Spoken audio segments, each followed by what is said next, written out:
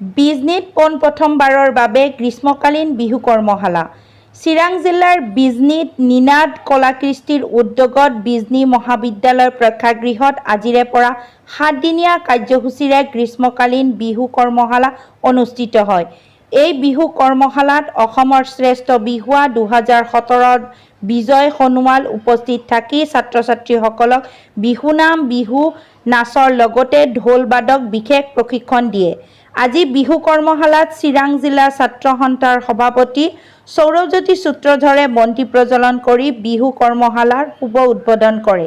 আজি এই গ্ৰীষ্মকালীন বিহু কৰ্মশালাত বিজনীৰ ঢুলীয়া অধৰ বায়ন, বিজনীৰ বিহুৱা হেমেন সূত্ৰধৰ, ঢুলীয়া হৰ্ষজ্যোতি ৰায়, হিতেশ পাঠক, পেপুৱা বিদ্যুৎ ৰায়, বিহুৱতী কণ্ঠশিল্পী চয়নিকা সূত্ৰধৰ উপস্থিত থাকে। News desk, Bijni first 24।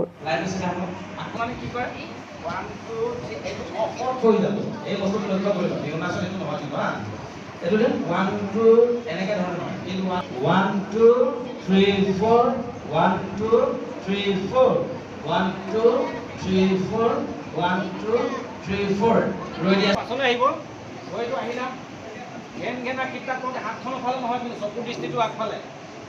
চকুৰ ঘেন হ'ল এইফালে কৰি পেলাই তাক ঘেন তাক ঘেন, চকুৰ দৃষ্টিটো আগফালে নহয়, আগফালে হ'লে ফ্ৰণ্টত। তোমালোকে যদি এইফালে চাই দিয়া 1 2 3 4 1 2 3 4 1 2 3 4 1 2 3 4 এতিয়া বামভৰি পাছলে না ঘেন ঘেনা কিতাক কিতি ঘেনা কিতাক ভিডিয়া কিতাক ঘেন ঘেন ঘেন তাক ঘেন ঘেন তাক ঘেন, চকুৰ দৃষ্টিটো ক'লে কৈছে অকণমান হাৱলি দিম। চোৱা ধুনীয়াকৈ নিজৰ ঠাইত কৰি চোৱা সকলোৱে।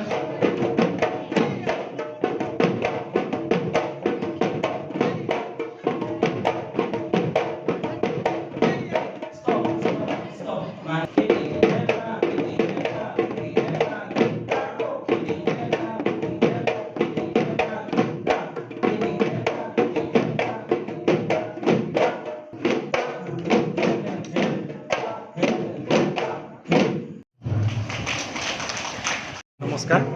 আমি এই গ্ৰীষ্মকালীন প্ৰশিক্ষণটোত আমি বিজনীত পোনপ্ৰথমবাৰৰ বাবে আমি নিনাদ গোষ্ঠীয়ে আমি পালন কৰিছোঁ। নিনাদ গোষ্ঠী আচলতে আমি 20 চনতে আমি লকডাউন অৱস্থাতে আমি গঠন হৈছিল, কিন্তু আজি প্ৰথমবাৰৰ বাবে 24 চনত কৰিছোঁ। ইয়াত আমাৰ বিজন সোণোৱাল থাকিব, ঢোল আৰু নাট নৃত্য প্ৰশিক্ষণ কৰিব। তাৰপিছত আমাৰ আহিব দিৱাই বিহুৰাণী অনুপম গগৈ, তেওঁ বিহু নৃত্য প্ৰশিক্ষণ কৰিব। কেইদিনীয়া কাৰ্যসূচী আপোনালোকে? 7দিনীয়া কাৰ্যসূচী আজিৰ পৰা 20 তাৰিখে বন্ধ কৰিব।